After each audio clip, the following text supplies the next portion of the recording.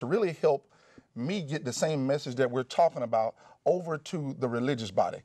I want to share with you just for a moment, one of the fundamental principles that I believe that we've gone away from is a position where the pastors used to be the beacon in communities. Excellent. They were the ones that when something was going on in the community, you had to see the pastor. When there was something to be done, it was spearheaded by the leader. But one of the problems that I found as an ordained bishop is that a lot of times the pastors in the communities are not involved enough with the things that they should. So one of the reasons why I also want to hear this from you, Councilman Burke, is what do you feel like, if you could sum it up in your own opinion? And I really want you to take your time and answer this because I know this is a deep question. It's going to be real deep. What do you feel like the pastors should be doing more of? Where do you feel like that disconnect have been? And let me identify what I mean by that. I oftentimes say to people that as a church, we forgot as minorities where the real struggles started.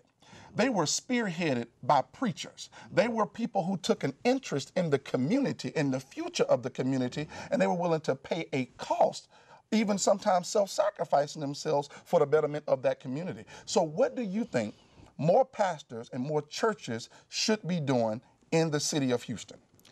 Bishop, that's a good question, and I'm going to give you the best answer I have. Take your time, sir.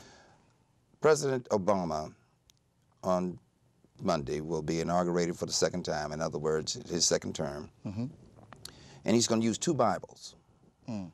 One by Abraham Lincoln, his Bible, and the other by Reverend Dr. Martin Luther King. Now that says something. Yes, sir. How many presidents have used two Bibles, same words in each, both of them, but by those men of their talents and their works? What we have as a community and as a city, we have done as African Americans in the pulpit. This is my opinion. When President Obama talked about gay marriage, he was speaking from his opinion, not the nation's opinion, but just his opinion. So let's not get distracted with that. Yes, sir. That was how he felt and his family felt. What I'm saying is that our pastors today have gotten away from neighborhood and community. Yes, sir. If you look at your church and you look at the addresses of the membership of the church and you know where the church is located, is the majority of the members of the church from that community that it resides in? Is that pastor involved in civic activities of the community? Is that pastor involved in the day-to-day relationships of benevolence in that community? What we find out is that it's all about becoming about economics now. Yes, sir. It is. We've gotten away from the purpose of the church.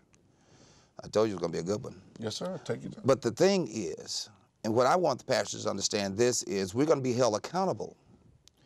Government is government, but also when our Christ died, he did not die because he did something wrong. He died a political death. So why not be involved in politics when Christ died a political death and did nothing wrong?